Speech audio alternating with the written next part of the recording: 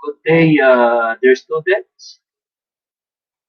I hope and pray that you are all in a good condition, and above all, you are on the track of completing or complying your deadlines for the subject, elective 3, and also for your other subjects or class, so as not to again encounter any problem with regards to your output and performances. So we are now on module 4, the continuation of last week's module, which is module 3, which tackles or discuss about the creativity and innovation in entrepreneurship. So if in the last meeting, we talked about the generation of new ideas through research, data gathering, survey, interviews, or whatever kinds of means on how to come up with new ideas. That is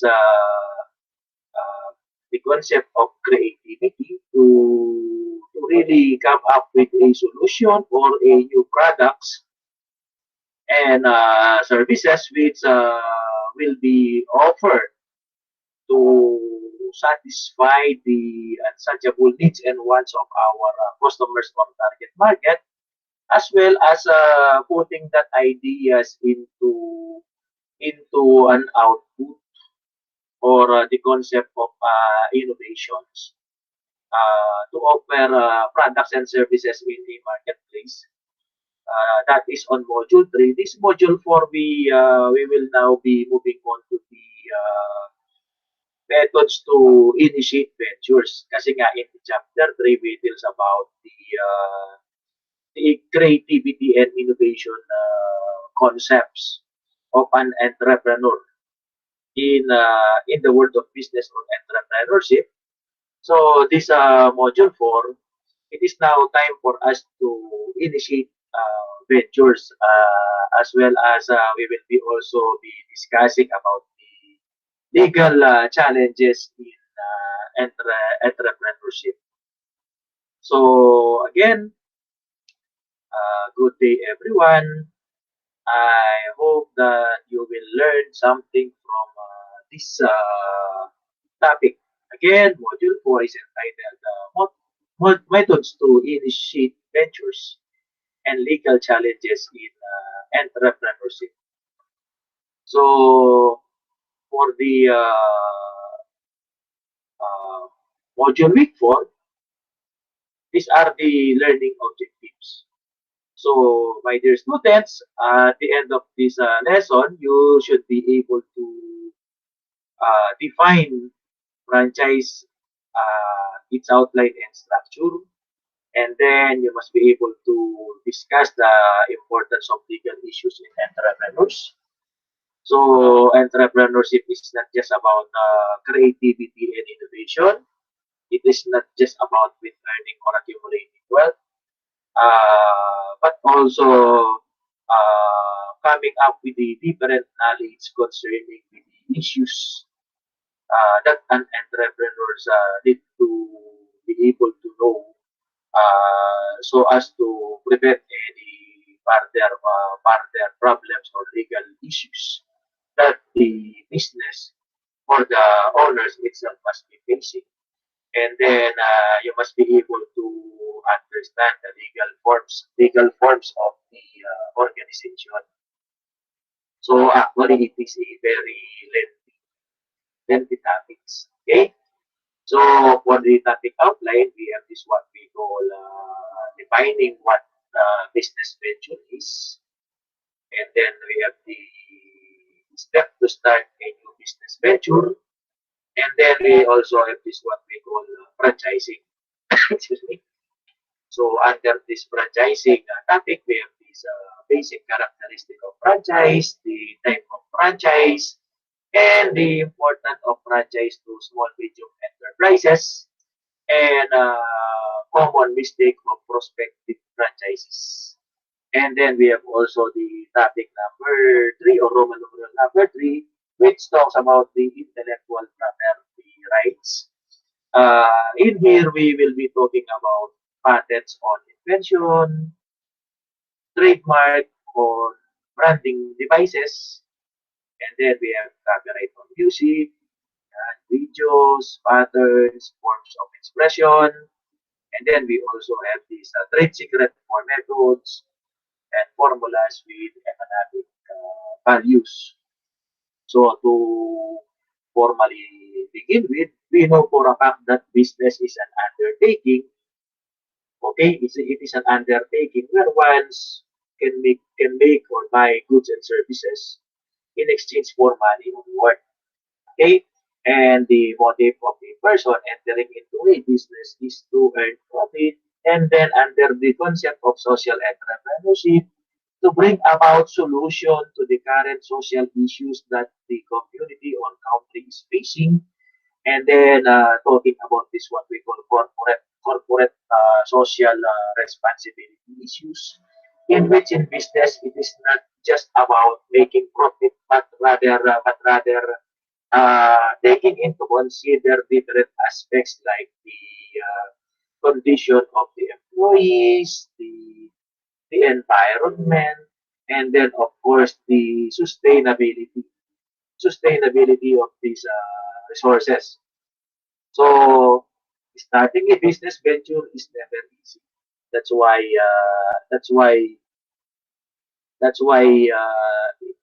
many people doesn't want to immerse themselves in business because it is really a complicated uh, thing. Okay, and surprisingly, not always planned.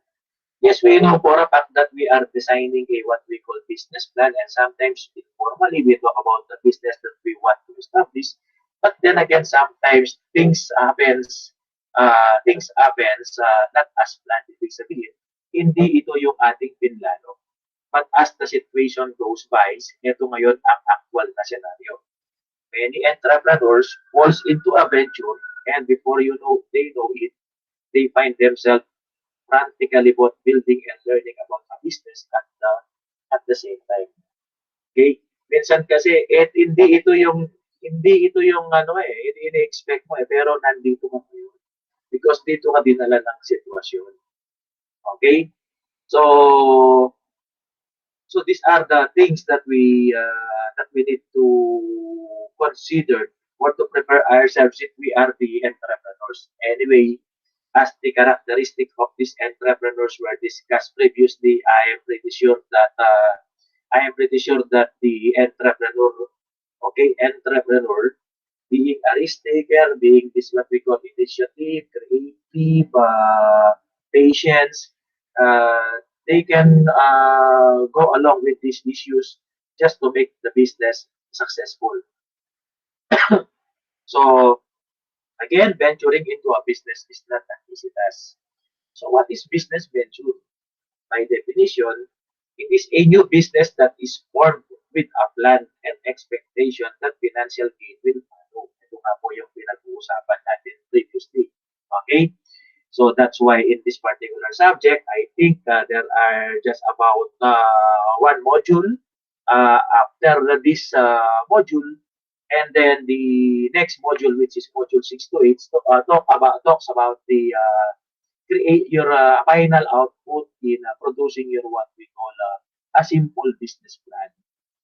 Okay, so of course you are planning things because as a risk taker, isn't it? We talks about the calculated risk. So in venturing into a business, you considered all of these things because uh, because of your expectation of having this what we call financial gain. Often this kind of business is referred to as a small business. Typically, because when we start our business venturing into a business, literally given this what we call limited resources, especially the financial resources, we cannot immediately venture in a large or complicated form of business. Remember that I know we already discussed this thing during the previous discussion, that there are basically three forms of business organization. We have this what we call sole proprietorship, partnership, and corporation. Well, if you want to enjoy all the profit, you are the sole owner of the business, the sole decision maker. Okay, so sole proprietorship. But if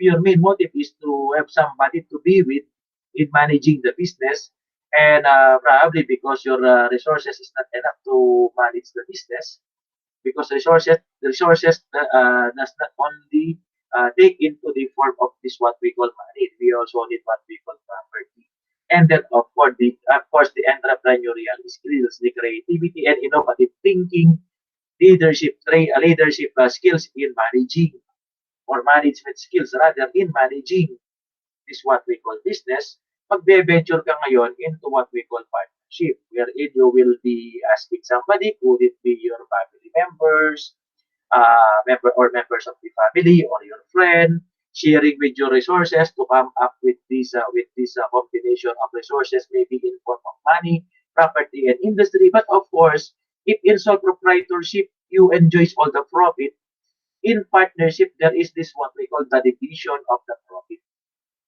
Okay, and then another one is the more complicated form of business, which is corporation. Okay, in which in this corporation, ownership is in form of shares.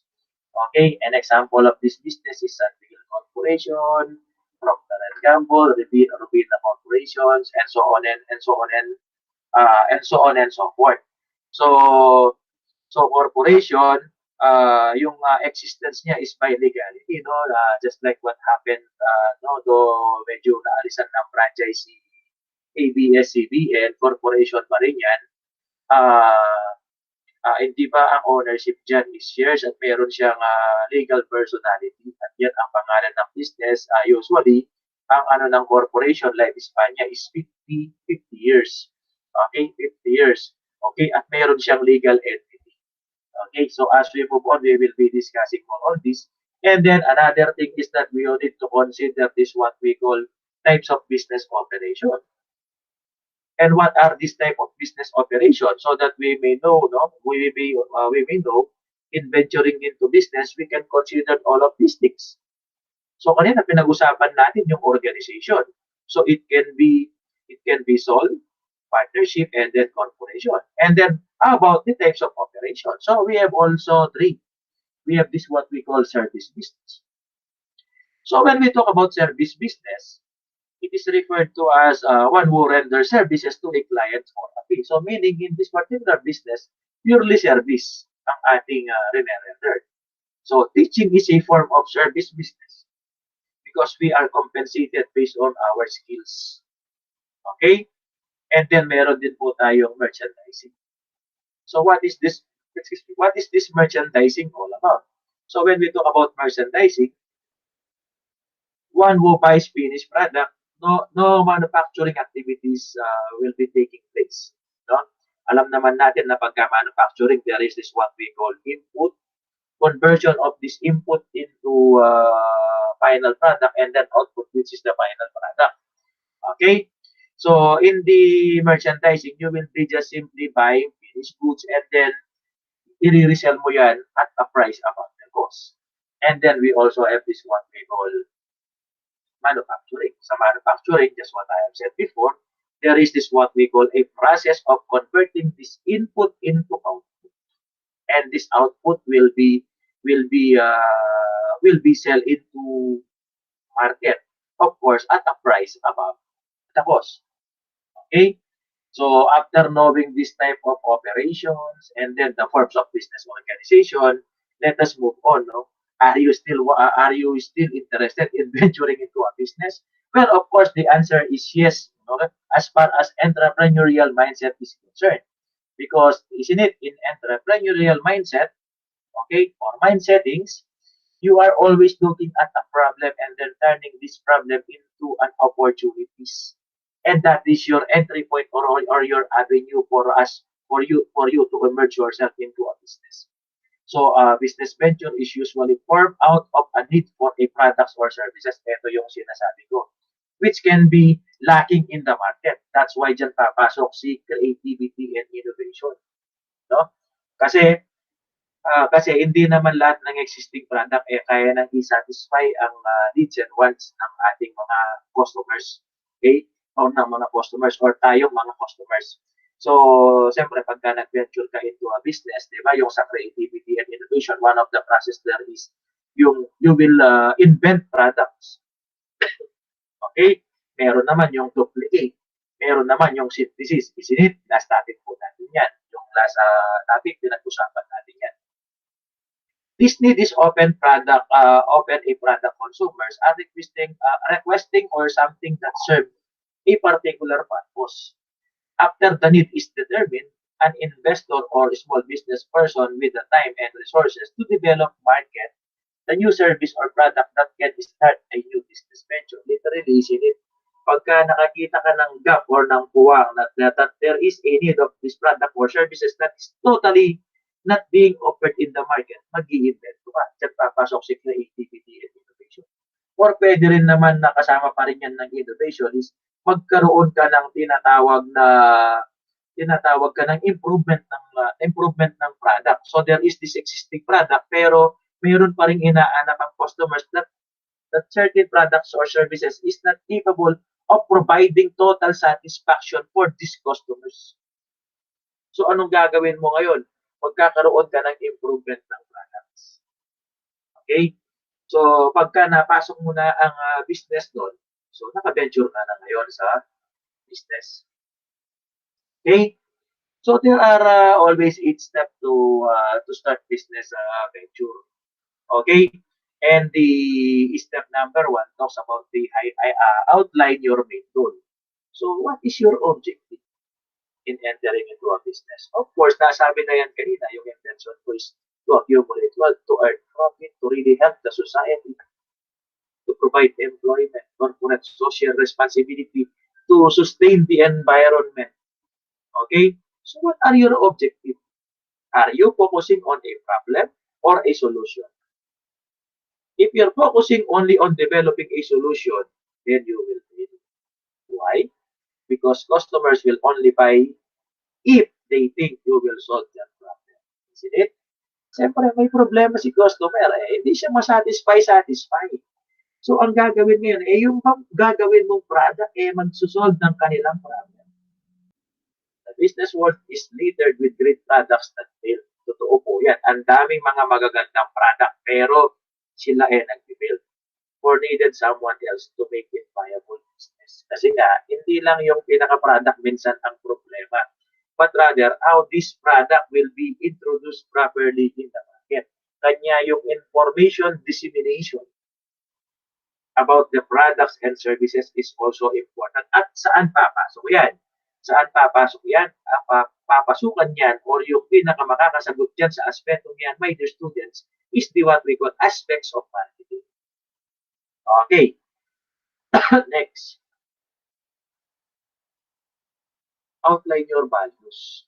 That is the step number 2. At what cost you are willing to do business?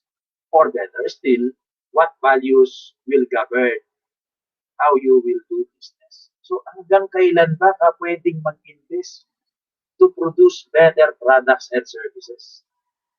And what are your values? Are you really after with maximizing profit and then sacrificing the welfare of your clients and customers in terms of their what we call health?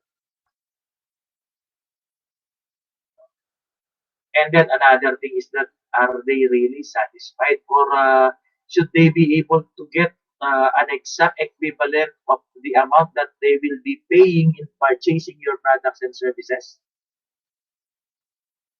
Okay? So saan ka ngayon dyan?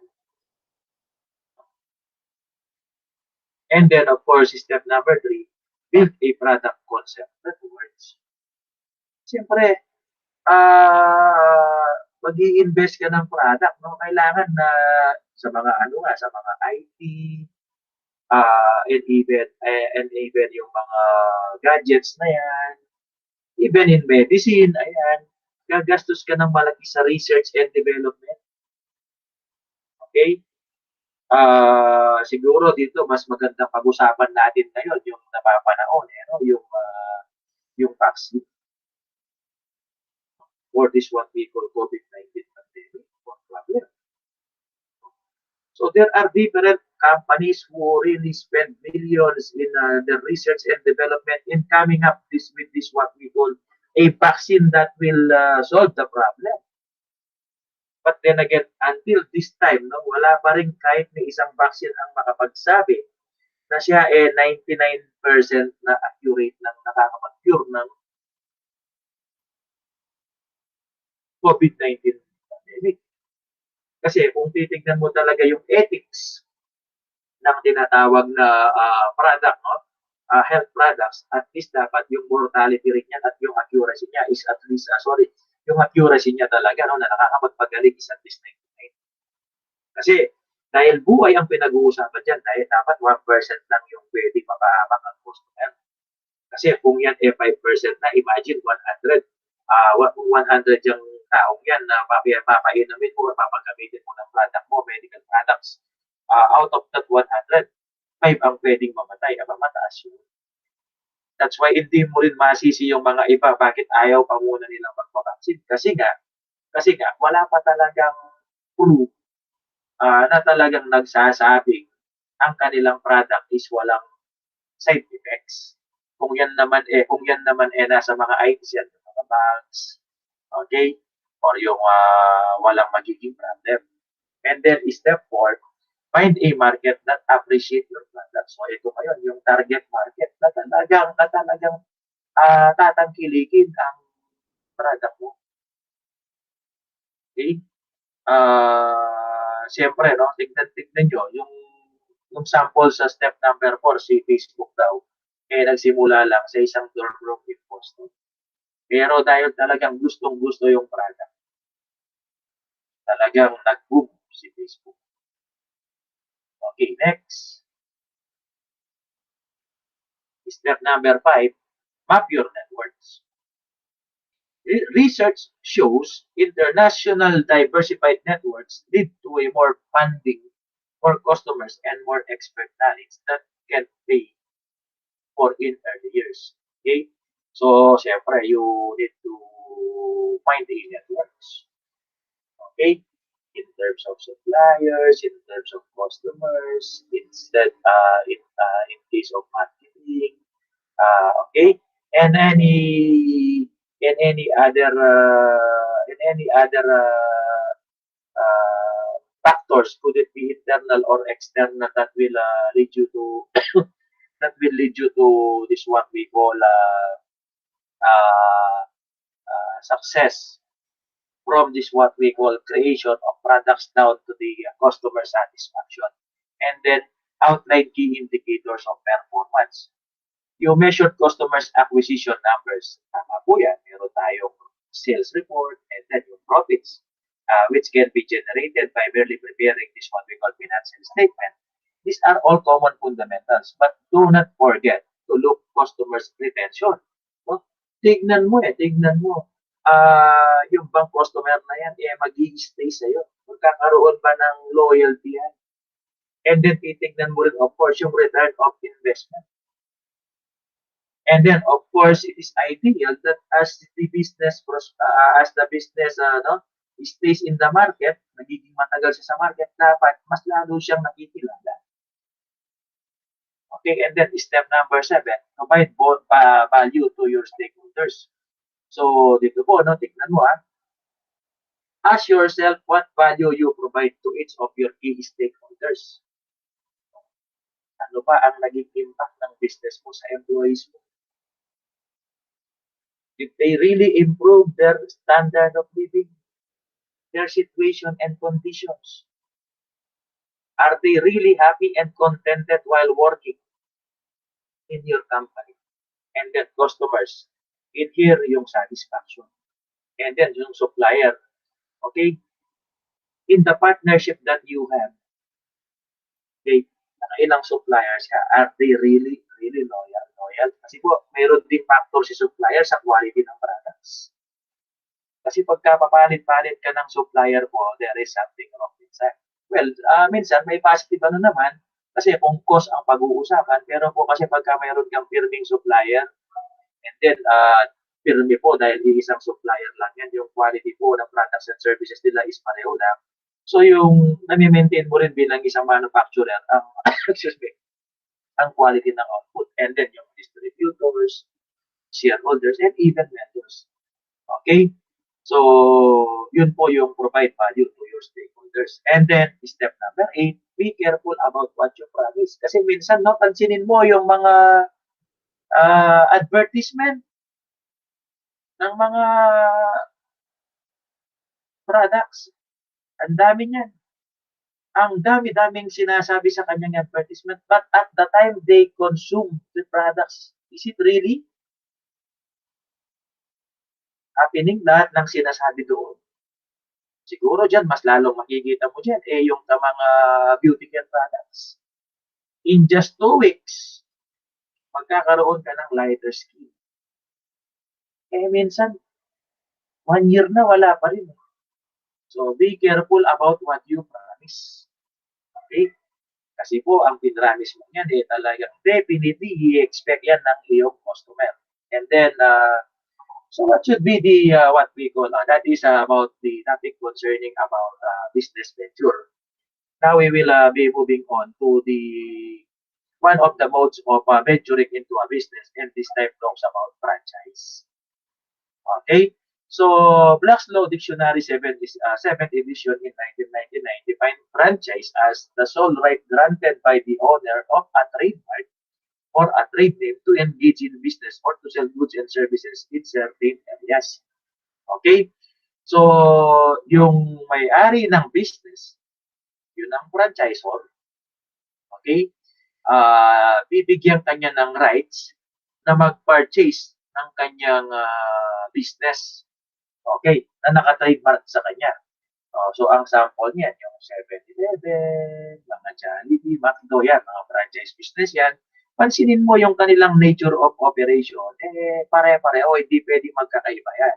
So, base yan talaga, naka-anchor lahat yan kung ano yung sa pinaka-main activities ng tinatawag na franchisor. Okay? So, what is franchising? So, it is a legal and commercial arrangement concerning the successful business of a franchisor. Tingnan mo. Kasi dahil nga mahirap ang mag-start. So, minsan tinitingnan mo, ang ganda ng performance ng 7-Eleven. So, wala pang 7-Eleven, let's say, sa inyong area. Hindi ka naman kasi pwedeng magtayo din ng sarili mong 7-Eleven. Yan, naka-trademark. Magkakaroon ka ng kaso. So, ang gagawin mo lang is pipili ka, magpa-franchise ka. So, magkakaroon kayo ng arrangement. And then, use of franchisor's trade name format system or procedures under license. So, ito naman ngayon yan, wala ka nang masyado problema in terms of papers, licensing and agreement because yan package deal na rin sa franchisor. And then, means to raise capital and expand quickly. Totoo po yan, di ba? Pagka-franchisor ka, napakabilis ng pag-expand given na limited yung capital mo, bibili sila sa'yo ng rights, so para ka nating nag-branch out doon. And then, ang makukuha naman ng franchisee, mayroon siyang assistance. And then, marketing, and then management, advertising, store design, standard specifications, and then payment by franchisee by way of royalty, license fee, or other means. So these are the benefits na pwedeng makuha. Okay? At ito rin ang sinasabi ng kasi nga, pagka yung 7-Eleven, meron na yung sariling marketing. Okay? So, meron na rin siyang sariling design. At meron na rin siyang sariling, meaning nakaset na. All you have to do is to run the business kung ikaw nag-franchise. Franchising is more than distributorship. extend to an entire operation or methods of business. So kung ano nga yung ginagawa ng pinaka-main, ganun din sa nag-franchise. And then, greater assistance, control, and longer duration. Siyempre, hindi ka naman din pwedeng palitan ng pabayaan, sorry. Hindi ka naman pwedeng pabayaan ng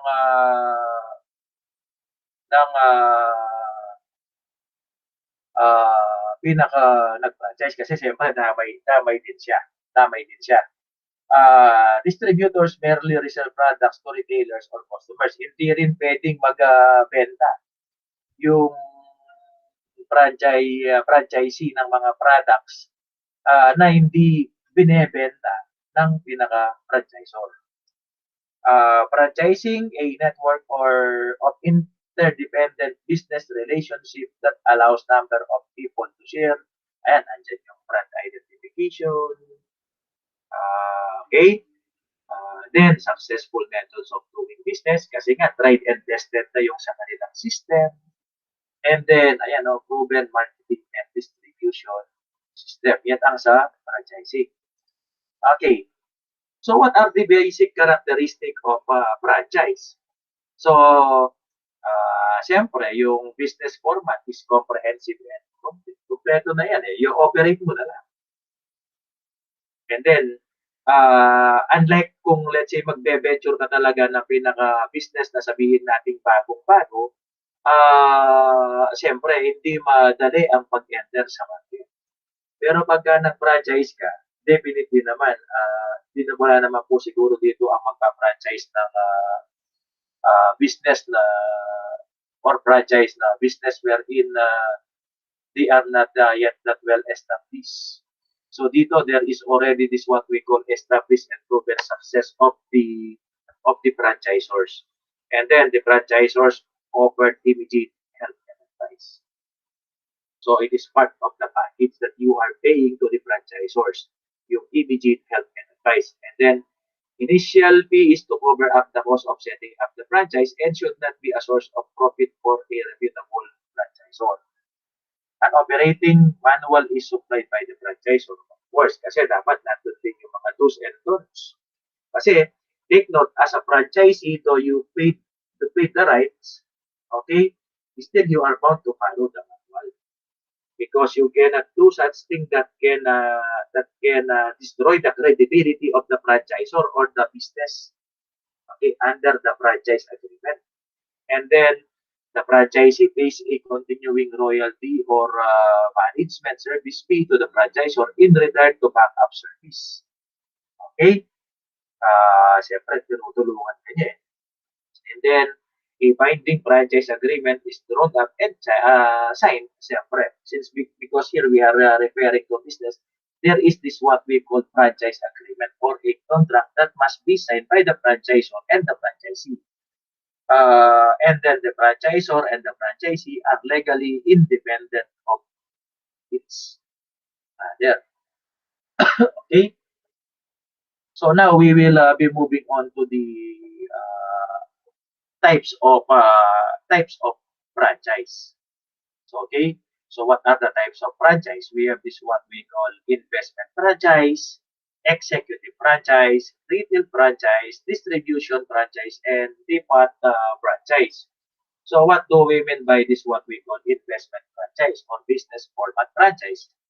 Investment franchises are operated by the fast food and restaurant chains as well as some well-known hotel. So dyan papasok, di ba, yung si Jollibee, si McDonald's.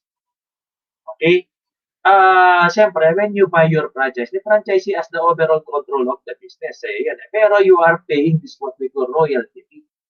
And then, the franchisee also has or his own employees is what we call own senior management and staff.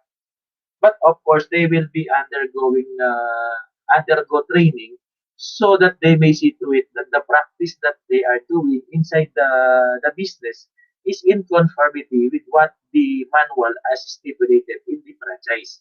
And then we have also executive franchise. Executive franchise, usually business to business type franchise yan. Executive franchise range from coaching and consultation.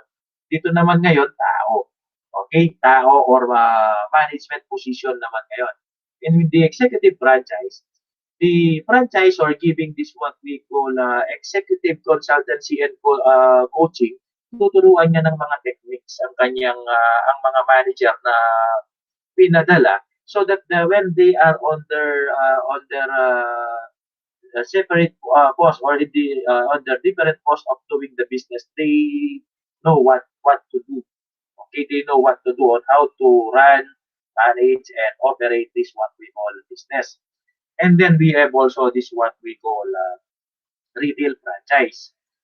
The franchise runs the outlet, employs staff, and displays goods approved by the franchisor. So look at 7-Eleven.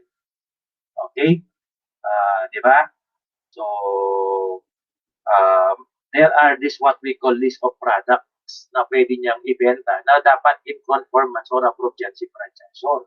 Hindi pwedeng magbenta siya ng products na hindi aprobado ni franchisor. And then we have this what we call distribution franchise.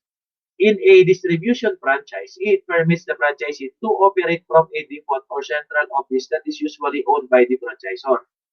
The distribution industry is a big business, but it doesn't have a big initial capital spent and intellectual challenges. And then we have also this what we call depot franchise.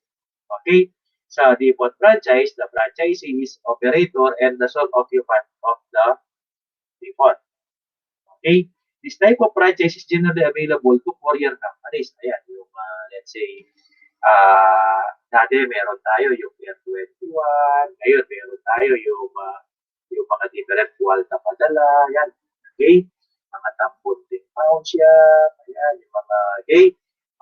Meron tayo yung Air 21, okay? Ano pa? Yung Western Union, yan. And then, job franchise, usually a one-person business operated by the franchisee from home operations such as lawn care, car repairs, furniture refurbishing are example of job franchises. And then management franchise. Franchisee will be responsible for both running the franchise and employing and managing the teams of the owner team. So, ibig sabihin, yung franchisee na ngayon ang magpapatakbo ng kanyang sariling business. Okay, but again and again, no, tandaan lang po natin na palaging in conformance po yan sa franchisor agreement po na nasa handbook. Okay, na pinirmahan po ng dalawa. Why is franchising is important to small medium enterprise? Leveraging on the recognized brand name, enhancing business image. Kasi nga po, sa mga maliliit na business, yun lang magkaroon ka ng isang sikat na pangalan. Eh, maganda ng ano yan, maganda ng competitive advantage yan. And then, siyempre, dahil baguhan ka, sigurado na yung quality, meaning hindi na siya kini-question kasi proven na. Okay? Na talagang napatunayan na yan ng franchisor.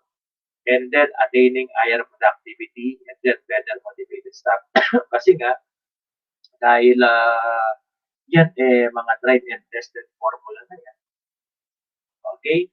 On how to really increase the productivity or output. And then yung mga staff, paano sila mag-motivate. Ayan po, di na muna ngayon problema yan.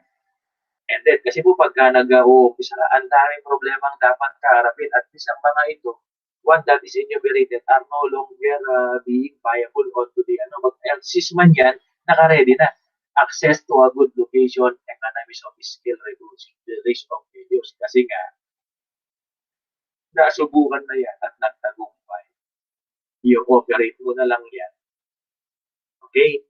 So therefore, wala akong sinasabing definitely di siya malulugi, pero Pero at least po, meron ka ng, kumbaga, kilala na yung products, kilala na yung business, and then yung practice, quality, productivity, nandyan na.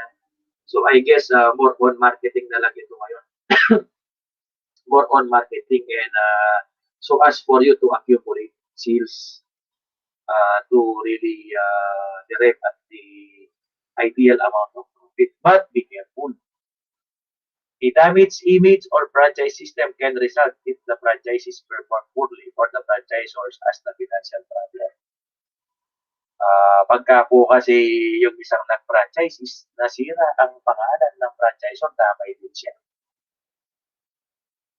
And then another, the duration of franchise is usually limited and the franchises may have little or no say concerning the termination.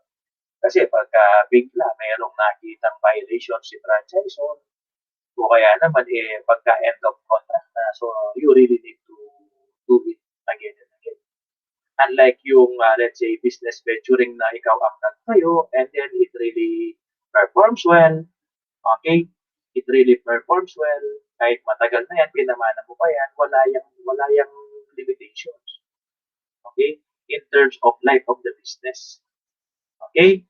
And then you are not always bound to perform based on what the books or the handbooks in the franchise agreement is stipulated. Common mistakes of prospective franchises. Ito po, ugali naman din natin po, not reading and understanding, asking question about the franchise agreement and other legal documents. Kasi po when yung pong ibang mga tao nag-venture ng business, especially sa franchise, minsan dahil sa ano na lang nila is mabilisan, no? At nakuha na siya sa pagmamarket o pag-discuss ni franchisor or ng representative, pirma na lang siya ng pirma. Parang ganito po yan. I don't know if you have also this type of attitudes, no? Similar to me minsan po, pero kaya natuto na siya. Parang bagang, yun na lang sa gamot. Usually, yung prescriptions niya na nakatupi na maliliit na sulat, di mo na binabasa. Tapos minsan, pirma ka na lang ng pirma without reading and understanding the content. Ganun din po dito. Not understanding the responsibility of a franchisee and the rights and obligation of the franchisor. Yan po. Kailangan kasi dahil ito ay isang agreement, it must be clear to both franchisee and franchisor. And then, of course, not seeking sound legal and financial advice, not verifying oral representation of the franchisor kasi kailangan talaga minsan meron po ng legal and financial advice. Minsan kasi ang mga ito dahil kino-consider natin an additional extra cost at sa kagustuhan nating makatipid at para sinasabing wala nang masyadong aberya, hindi na po natin siya tinitignan, which is mali po yun. Okay? Remember that you are entering into an agreement, so therefore you need to have this what we call legal advice in terms of the legality kasi po pagka nagkaroon ng problema, baka pwede kang magkakaso. And then, pera po ang ini-invest dyan na baka ikaw ay panutin. Okay? So, now let us move on to the legal issues for entrepreneurs. And oftentimes, ang mga bagay po na ito ay ating nakakaligtaan minsan. Okay? So, these are very important. So, what to be there? Yung intellectual property rights, patents, trademarks, copyrights. Well po, no, sa mga non-accountants po, ito po yung mga sometimes lumilitaw ito sa financial statement in terms of ano po ito, yung mga goodwills po, no? Mga goodwills. Okay, yung mga asset na intangible. Okay, copyright, trade secrets or trademark kanina. Trademarks po yan si franchise. And then licensing, product safety and liability, and then insurance, and then another contract. Okay? So, intellectual property. Any innovation, commercial or artistic, or any unique name, po, symbol, logo, and design.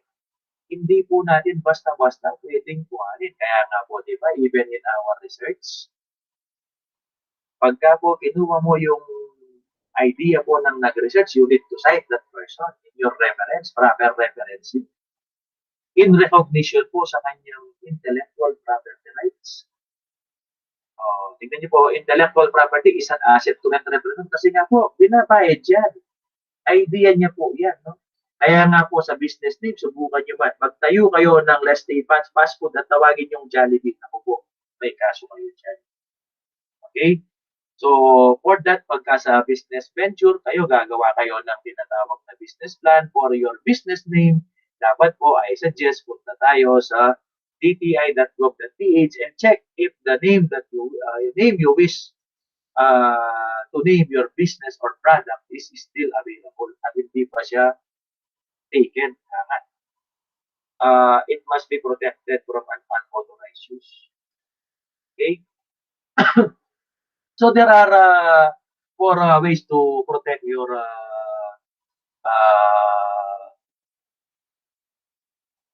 intellectual property rights. And then, siyempre, patents on invention. Paano mo yung sa'yo talaga yan. And then, trademarks on branding device. And then, ayan po, even yung sa music. Kailangan po yan copyrighted. Po, kaya nga, di ba? Pansinin nyo minsan, alimbawa, yung isang show, kukunin niya yung isang program ng isang show. Mayroon po dyan, courtesy of yan. Next, and then trade secrets for methods, formulas with economic values. Kanya pansinin mo po minsan pag tinatanong, ano yung sikreto mo, bakit ganito lasa ng manok ng Jollibee or manok ng McDo? Yan dyan po papasok yung si methods or yung secret na ginagamit nila. Spice, kanya pansinin mo. Kahit gayain na gayain mo dahil secret po yun, hindi mo talaga siya magagaya in terms of yung taste. So, that's po yung patent. Hindi po, no? Patent, a contract between government and inventors in exchange from disclosure of the invention. So, siyempre po, bibigyan ng patent ni government yan, okay, para ano niya, yung paano niya nagawa yun.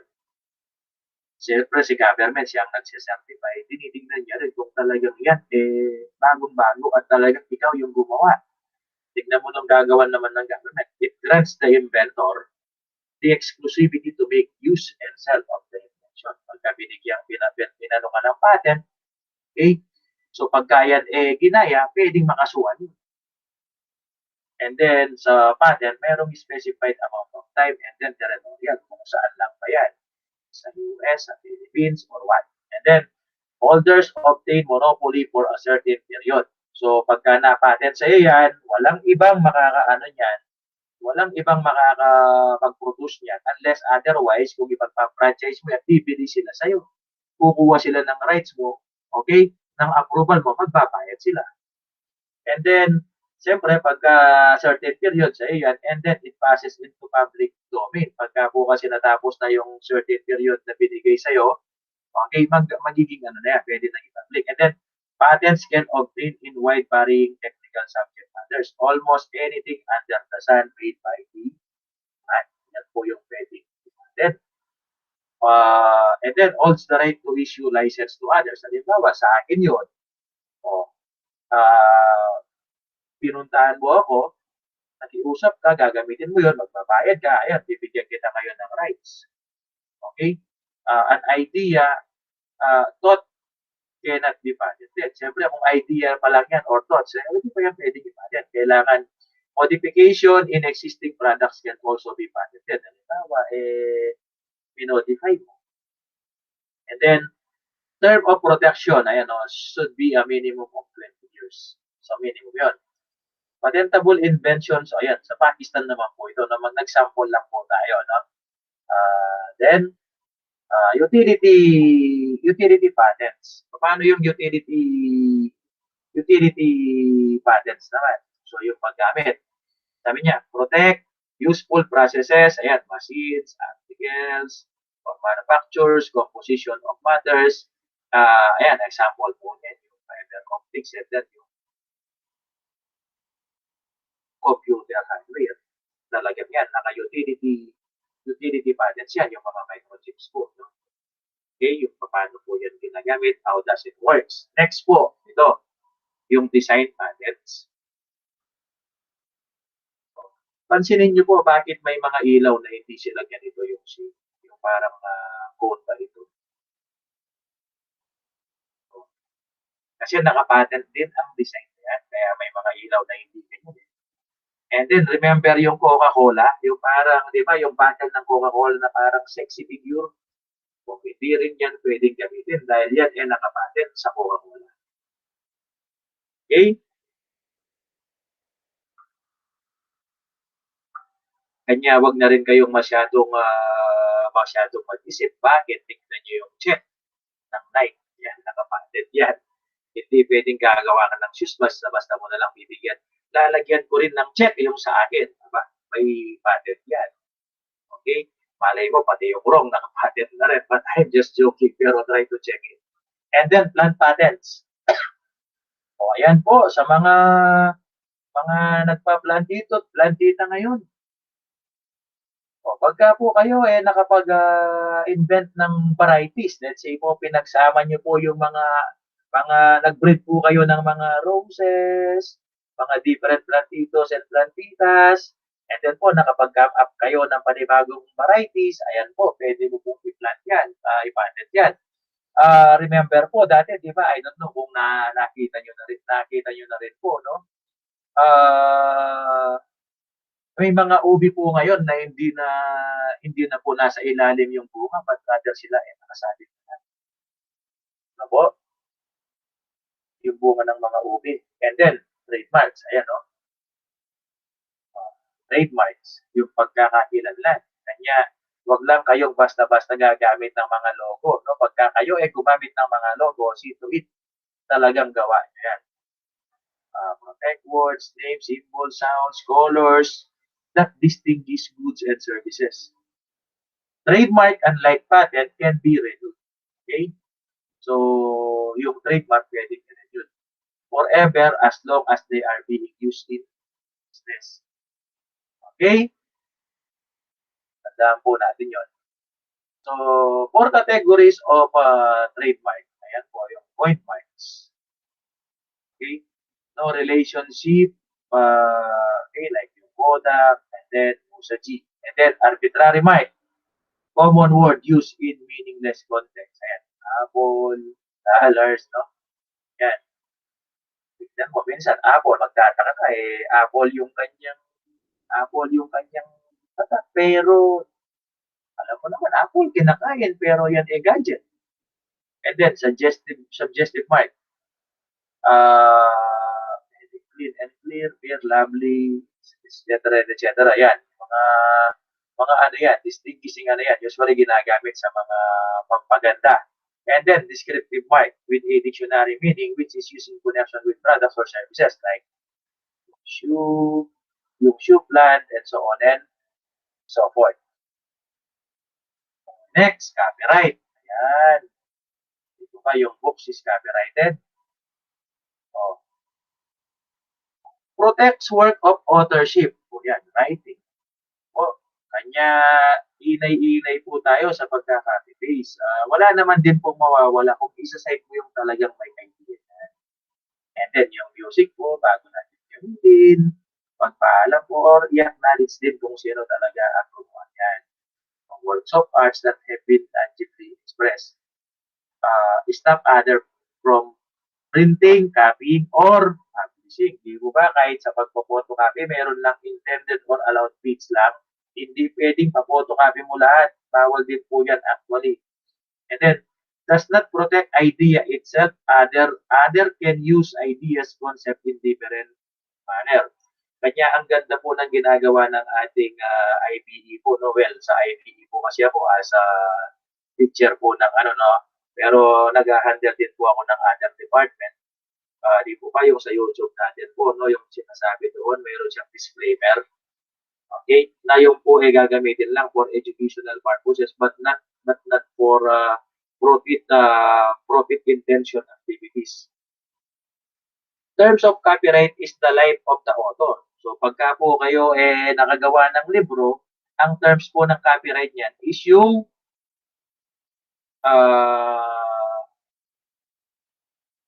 buhay po ng gumawa plus po 50 years. and even 75 years of an institute. Uh, Ayan po, yan ang mga examples. Alam ko po, alam nyo na yan. No, no need for me to, ayan, no? Yung Gone with the Wind, Harry Potter, yan, Beatles recording, computer software, yan, video games, yan po. Nakaka-copyright yan. Trade secrets are informations that companies kept secret from public so that their products will not be imitated. Okay? So, I don't know po kung ito na ano nyo na po, no, na-encounter. Pero pagkakaalam ko po kasi wala namang proof kung ito hearsay lang. No? Bakit kasi minsan, yung Pepsi at saka Coca-Cola, halos may mga panahon na pareho daw yung lasa.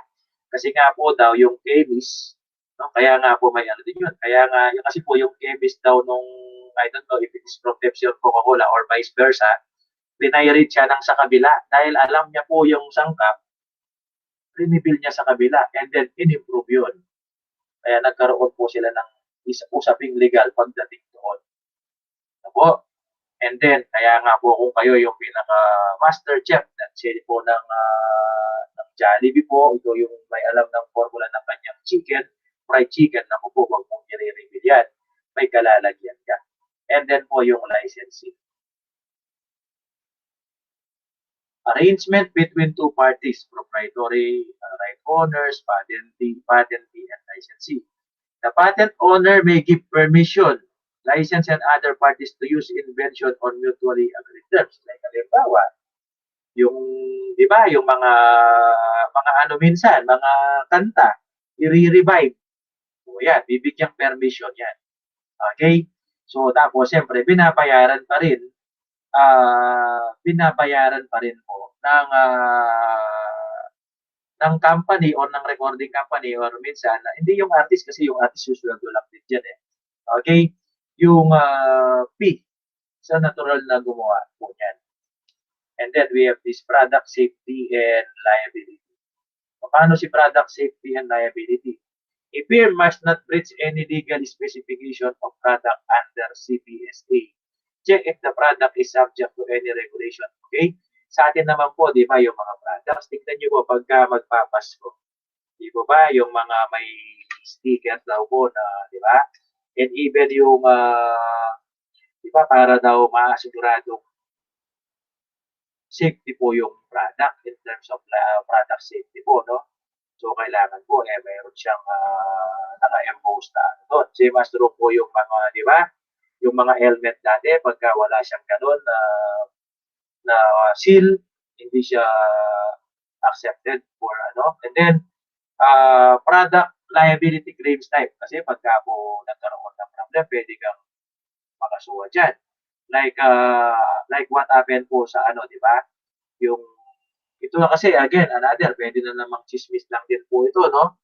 I don't know if you hear that. Yun daw mga Montero, basta na lang sila yung automatic, basta na lang kahit nakapark, biglang kumakaripas ng takbo. Okay? Negligence, anywhere in the production and marketing process. This is Toyota and Pepsi. Okay? And bakit nasama si Pepsi? Yung 349 dati yun. Ito yung code sa tapon. Tapos hindi binayaran yung mga nanalo. Then, warranty, overstating the product's benefits. Okay? And then, strict liability, defective products for sale. Hindi po tayo pwede ng gano'n. Yung pagka po ikaw, malinilid na mga produkto is defective. And then, misrepresentation, material facts on labels and advertisement. Okay? So, marami pa pong iba. Kaya kailangan yun dito.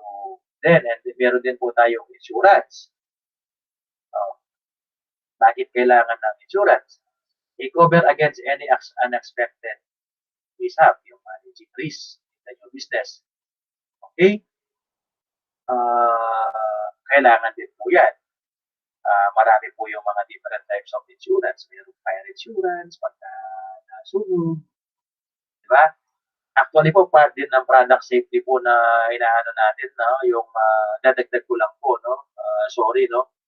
Yung sa ano po, di ba, dati yung mga cellphone na nagdi-delay yung battery, yan kasama din po yan. And then type of insurance to purchase depends upon the nature of business. And then the rapid increase in purchase of insurance kasi po, di ba? Kaya, di ba, yung iba kumukuha ng life insurance, medical insurance. Ayan, alam nyo na yan, for safety purposes. Kaya meron po tayong property insurance. Para po pagka halimbawa nagkaroon ng sunog o nagnakaw, yung casualty po, minsan, ayan, yung health insurance or life insurance. Okay, and then yung life. Halimbawa po dito sa life po ng business naman na pinag-uusapan natin, di ba po yung mga bangko, naka-PDIC sila. And then po, meron din po tayo yung worker insurance, kaya meron silang health insurance. And banding, employee theft or tender not meets deadlines. Banding po, usually po ito sa kontrata. Kasi minsan, ang usapan, tatapusin ang project ng, let's say, after 3 months. Eh, minsan 1 year na, hindi pa tapos. Pagka po yun nangyari, pwede pong magbayad yung nakapag-cause ng delay or dahil hindi natapos ang project. And then po yung contracts. So what do we mean by contracts? Well, we know for a fact that contract is defined to be the meeting of minds between two parties. And since we are venturing into a business, po, sa franchising man yan, sa partnership and corporation, dapat it must be bind with contracts. Okay? Kasi contracts means that there is this what we call legally binding agreement between two parties. Kahit na sabihin mong sa partnership, ang kapartner mo is, let's say, pinakamatalik kong kaibigan, mag-ingat-ingat pa rin tayo. Minsan, for your safety, no, for both of you, kailangan yan naka-black and white. Why? If you will personally ask me, para for your protection na rin. No? Kasi minsan nga, lalong-lalo na when it comes to money, nag-iiba yung kulay ng iba. So, and then meron tayong written contract. Siyempre, mas prepared po natin yung written contract over verbal contract. Kasi po, yung written contract, mas valid siya and legally enforceable kasi nga, meron kang evidence. No po? Unlike kung yung sinabi lang, pwede yung pahindihan. So, pwede mo pa rin siyang ilaban but it really needs lot of probing and investigations. Okay? Minsan po kasi, kaya hindi tayo nag-aano ng contract, again, kamukha ng nasabi ko kanina, yung isang usaping legal, nagtitipid sa abogado at even sa gastos, okay? Pero sometimes, pwede rin po natin gawin ito, my dear students. Possible remedies. All involved parties should be named along with their roles. Ito ba, buyer, seller, licensee, or licensor. Franchise, pero pagka po kasi franchise, malaki ang ano na yan, nakapalitan yan. And then detailed transaction, exact location, date and time, place of delivery. Actually po dito, no, last time that I buy a motorcycle,